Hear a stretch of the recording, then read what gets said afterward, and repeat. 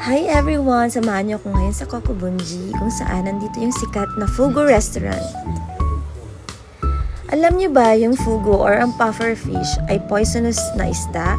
Kaya yung mga naghahanda lang nito ay yung mga lisensyadong cook. Meron silang 3 course pero yung murang course ang kinuha namin. Nasa 2,000 pesos nga pala yung 5,600 yen.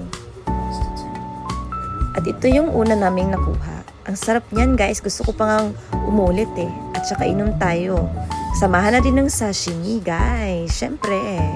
At yung nabe nila na may instruction kung paano lulutuin, kung ano yung mauuna at hindi. At ito na nga yung legendary na fire nila na usake or Japanese wine or nihonshu. Nagawa sa balat ng fugu. Ayan na yung para sa nabe. Sobrang mabuto niyan, guys. Nahirapan akong kumain niyan.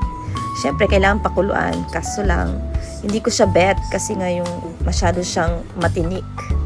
Ayan na. May rice pa yan, guys. Tingnan nyo lang kung gaano kalakas kumain. Siyempre, gutomens. Kailangan kumain. Hindi pwede mag-diet sa ngayon. Malamig ang panahon.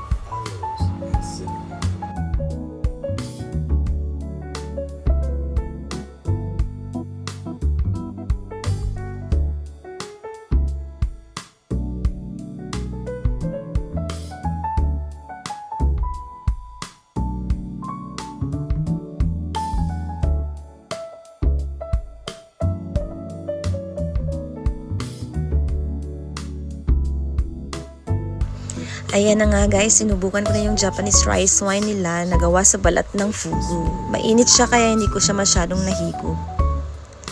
Meron din silang karage na gawa din sa balat ng fugu. Halos ako na nakaubos niyan guys. Sobrang siba ko lang kumain. Mukhala akong payat pero ang dami kong kumain guys. Kaya magsasawa kayo sa kakanood habang akong kumakain.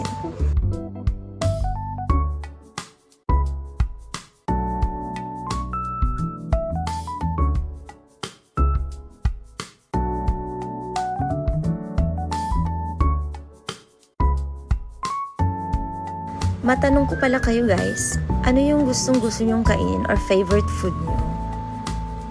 Meron bang eel, fried chicken, Italian, shabu-shabu, yakiniku, seafood? At marami pang iba. Comment section nga guys kung ano yung favorite nyong kainin. Ako kasi gusto ko talaga yung mga lobster, steak, lalo na yung crabs. Kaso mahal yun dito sa Japan kaya bihira lang akong makakain. A few moments later. Ayan na nga, busog na nga ako guys. Meron din palang included sa course na dessert. Kaya yung sinerve sa amin na dessert is ice cream, vanilla ice cream. Hindi ako mahilig sa matamis kaya hindi ko siya naubos. Sobrang tigas nga yung sinerve sa amin yun eh. Salamat sa panonood guys. See you again soon. Thanks. Thanks a lot. Thank you.